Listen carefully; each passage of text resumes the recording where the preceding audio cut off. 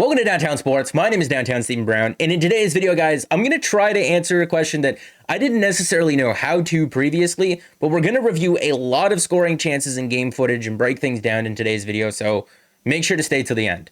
And that's why the Toronto Maple Leafs always seem to be running into hot goaltenders, despite having the most scoring chances for per 60 at 5-on-5 this season. Taking a look at how they're first in the league so far in expected goals for per 60, but when you look at the actual goals for per 60, they dropped way down to 24th. Wow, a lot lower than I expected that to be. And I'm guilty of this. I'll come over to moneypuck.com and I'll show you the score, and then I show you the deserved to win a meter here, and it heavily is in favor of the Maple Leafs, and you're taking a look at the scoring chances, and the Leafs seem to have a lot more of them than what the Kings do, and the expected goal number favors them as well. So what is this? Is it a disconnect with their eyes and their understanding of the stat? Is the stat just no good?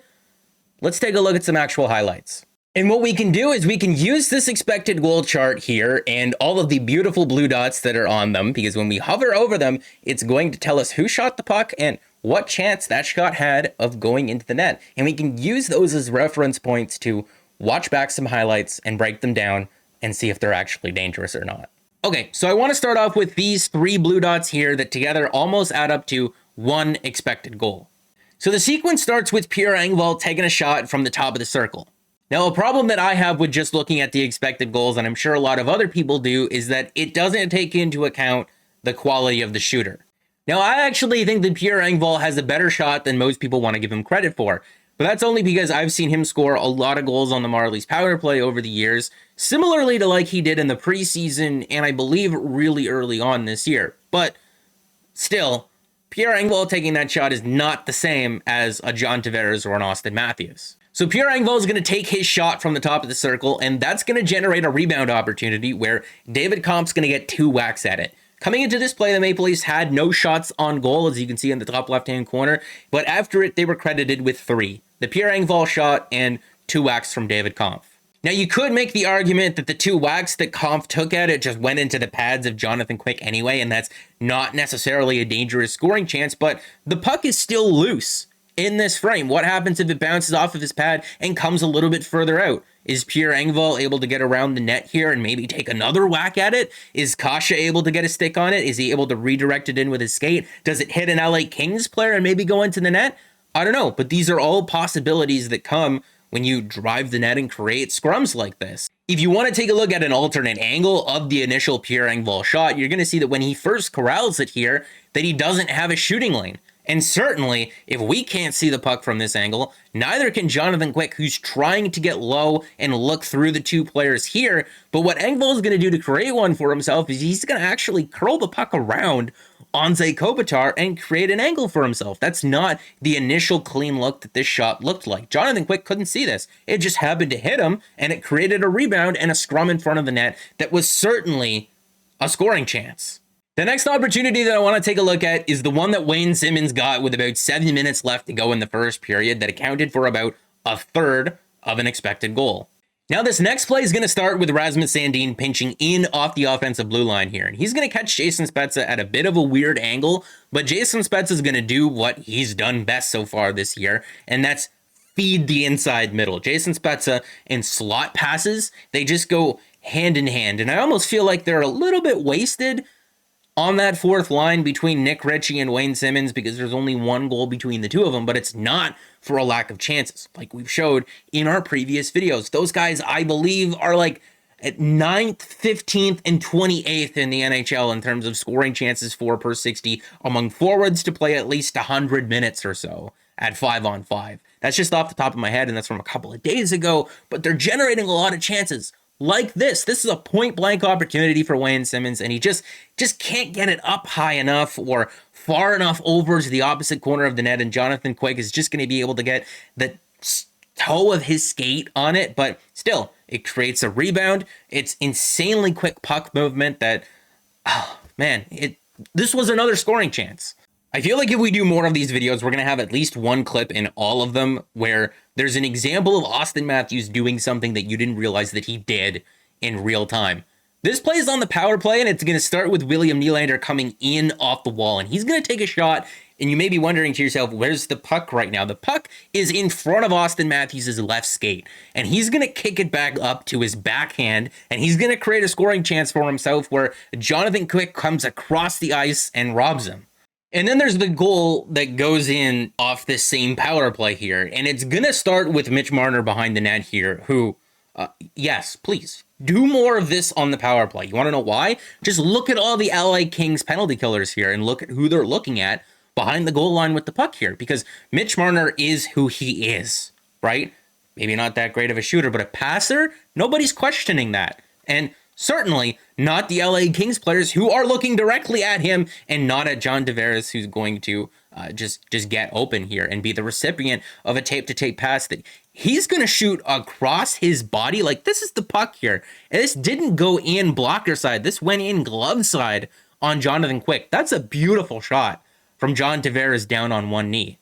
According to the expected goal model and moneypuck.com, that shot that Tavares took wasn't necessarily that high percentage of a chance, but because it's John Tavares shooting that puck, the skill takes over when the chance maybe isn't the greatest. And then even this next opportunity here, which is right in the middle, that Austin Matthews is going to take here, not the highest percentage of scoring chance, but because it's Austin Matthews, you believe it looks dangerous when you're looking at it. This is not a dangerous opportunity, but because it's Austin Matthews, he's going to mosey his way on through some traffic and create a scoring chance for himself. And when he gets this wide, it's dangerous. You should be worried because he has options. I believe NHL 22 and Star Players is calling that like an X factor or whatever like that. He can either feed the middle for a trailing Michael Bunting. He can go to the opposite side on a 2-on-1 for Morgan Rielly, who's pretty quick. He can cut in really hard and try to go blocker side across the crease, or he can try to stuff it on the glove hand up high, and that's what he ends up doing.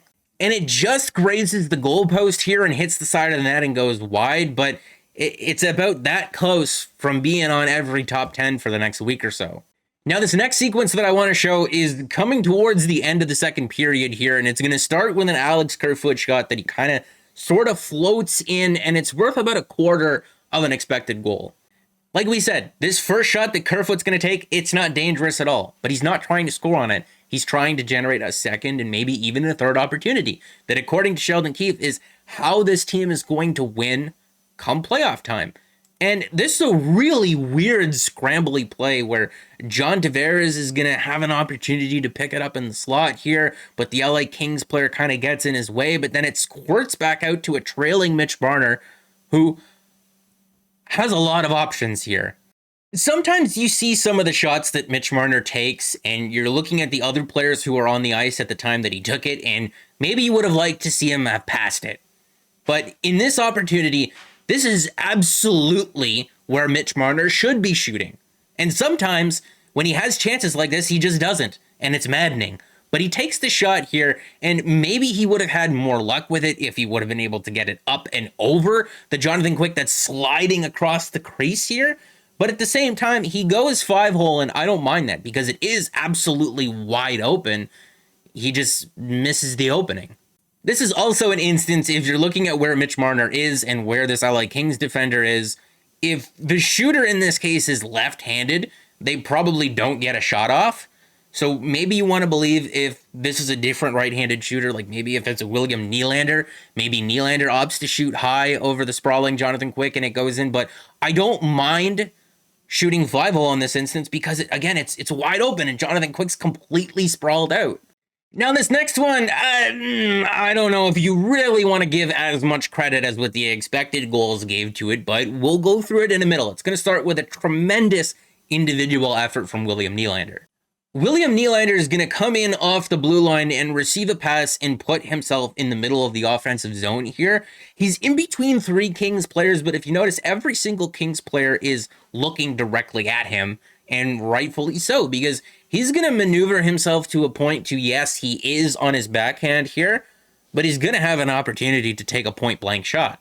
Now, in this next frame, the opportunity that Michael Bunting is going to get off of this rebound was marked as having a 25% chance of going in. I don't necessarily know if I agree with the expected goals in that sense because of the positioning of Bunting on this play. He's stopping up hard. He has to reach for the puck, and when he does get his stick blade on it, he throws it wide of the net here. I don't know. I can understand why a rebound right in front of the net after a scramble like that would be considered a dangerous scoring opportunity, but not for Michael Bunting in the position that he was in.